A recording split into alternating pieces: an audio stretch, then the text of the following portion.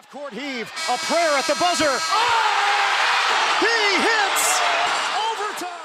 Salut l'équipe, c'est Zach. Aujourd'hui on se retrouve pour un tout nouvel Overcast, mais cette fois-ci on va pas parler directement de la NBA, mais plutôt de ce qui s'apparente à être l'étape juste précédente. On va parler en détail de la NCAA, mais plus particulièrement de la March Madness. Si ce tournoi est très suivi aux États-Unis, le système de sélection est très complexe. Je vais donc aujourd'hui vous expliquer comment le tournoi se déroule afin de désigner à la fin le grand champion universitaire. Tout d'abord, il y a une première sélection qui est faite parmi les différentes divisions de basket universitaire. Seules les équipes de la division 1 sont éligibles pour la March Madness. Au total, elles sont 350 et sont réparties dans 32 conférences. Lors de la March Madness, seules 68 de ces universités pourront participer. La deuxième étape de la sélection se fait avec les 32 premières équipes à participer au tournoi. Celles-ci, ce sont tout simplement les championnes de chacune des divisions. Pour les 36 restantes, c'est un comité de sélection qui désigne les équipes les plus méritantes au vu de leur saison régulière. Les critères sont la difficulté de la conférence, la difficulté du calendrier ou encore les écarts de points qu'il a eu en moyenne. Cette sélection n'est donc pas scientifique et amène son lot de déçus parmi les fans et les joueurs des universités qui passent à la trappe. Arrive ensuite le début du tournoi avec un tour préliminaire. Il sert à ramener le total d'équipes à 64 afin de pouvoir organiser le tournoi correctement. Les 8 pires équipes repêchées vont donc s'affronter sur un format de la meilleure contre la pire équipe et les vainqueurs des 4 matchs viendront se greffer aux autres sélectionnés. Maintenant que nous avons nos 64 équipes, parlons de la répartition. Il y a 4 régions de 16 équipes, l'East, le South, l'Ouest et le Midwest.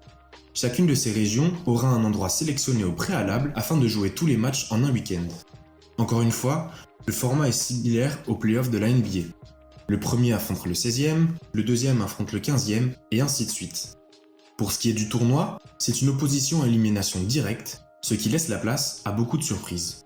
Le tournoi se joue sur 3 week-ends entre la mi-mars et le début avril. Il est d'ailleurs le deuxième événement sportif le plus regardé aux États-Unis, après le Super Bowl.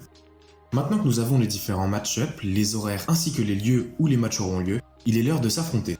Pour ce faire, le first round est considéré comme le premier tour. On pourrait l'appeler le 64e de finale, et à son issue, il ne reste donc plus que 32 équipes qui s'affronteront lors du second round. Après ces 2 premiers tours, qui fait une sélection assez épaisse, on rentre dans le vif du sujet avec le Sweet 16 qui aura lieu les 27 et 28 mars prochains. Les 16 meilleures équipes du pays s'affronteront afin de rejoindre l'Elite 8.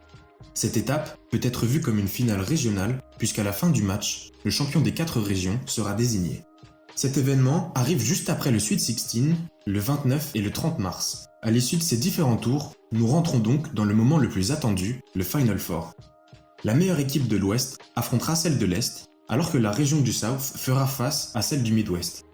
Ces 2 matchs auront lieu le 3 avril prochain, et ils seront la dernière étape avant le grand match, le Championship Game.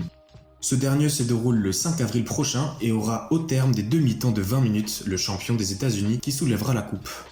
Cette année, le parcours est un petit peu différent puisqu'au lieu d'être divisé en 4 lieux, tous les affrontements se feront dans l'état de l'Indiana. En fin de compte, le résultat sera le même, c'est un parcours de combattants que doivent affronter les universités souhaitant gagner la compétition. Voilà, c'est la fin de cet Overcast, j'espère qu'il vous aura permis de mieux comprendre le système. Si c'est le cas, n'hésitez pas à réaliser vos pronostics, même si vous avez une chance presque nulle d'avoir tout juste. Merci beaucoup d'avoir écouté ce nouvel Overcast. Je vous souhaite une excellente March Madness et à bientôt. Half-court heave, a prayer at the buzzer. Oh! He hits!